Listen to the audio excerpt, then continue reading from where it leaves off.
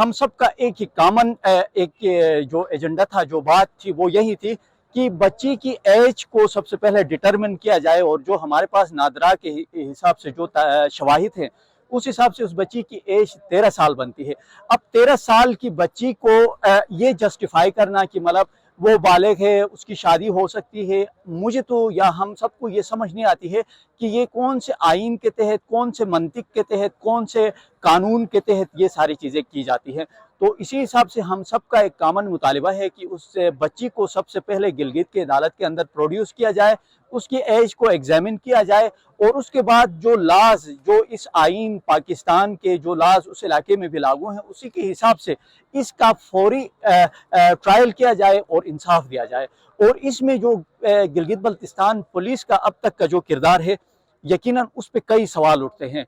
इस बच्ची को अगवा हुए अब तक 2 महीने हुए हैं, और पुलिस के कुछ ऑफिशियल की तरफ से जिस तरह के गैर जिम्मेदाराना रवैया और जिस तरह के गैर जिम्मेदाराना बयानात सामने आए, वो इंतहाई मायूसकुन है और बड़ी हद तक नाकाबिल कबूल है। तो इस तरह के पुलिस ऑफिशियल्स को वहां बिठा के हम कहते हैं कि वो हमारा तहफ़्फ़ुज़ करेंगे, वो हमारी प्रोटेक्शन करेंगे, तो ये मेरे हिसाब से इंतहाई मज़ाक़ खेज़ बात है। तो मेरा मुतालिबा, बल्कि हम सब का मुतालिबा, अगेन मैंने आपको बताया, यही है कि इसमें स्पीडी ट्रायल की जाए।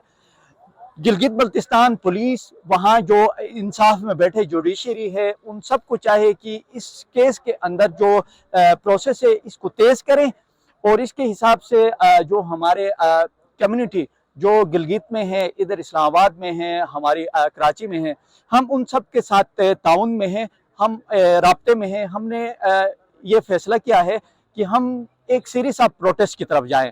एक प्रोटेस्ट आज हमारा यहाँ हो गया है, तो आज हमारी कोर कमेटी इस पे बैठी है। हम डिसाइड करेंगे कि नेक्स्ट हमारा प्रोटेस्ट गिलगित प्रेस क्लब में हो या कराची प्रेस क्लब में हो।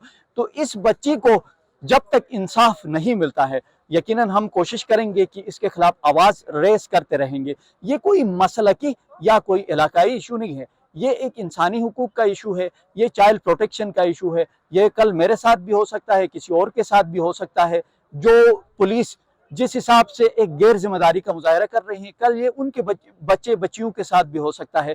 तो खुदारा, आपको अल्लाह ने और एक पावर दी है, आप इंसाफ के और जिम्मेदार एक इदारों के अंदर एक ओहदू पे बैठे हैं, तो आपसे हमारी रिक्वेस्ट ये है कि आप अपने पावर्स को सही मानों में यूटिलाइज करें, और जो गरीब है, जो लाचार हैं, जो इंसाफ के उसके लिए बड़ी मुश्किल से अपनी चीज़ों को अफोर्ड करते हैं, उन तक आके आपके दरवाजों पे एडियार रगड़ने से पहले ही आपको कोशिश करना चाहिए कि इनको इंसाफ दे, उनको प्रॉपर वो करे। तो आखिर में आप सबका, मीडिया का यहाँ जो आए, आप सब भाइयों का बहुत शुक्रिया। यकीनन हम इस चीज़ को एंड तक ले जाने की हर मुमकिन कोशिश करेंगे। बहुत शुक्रिया।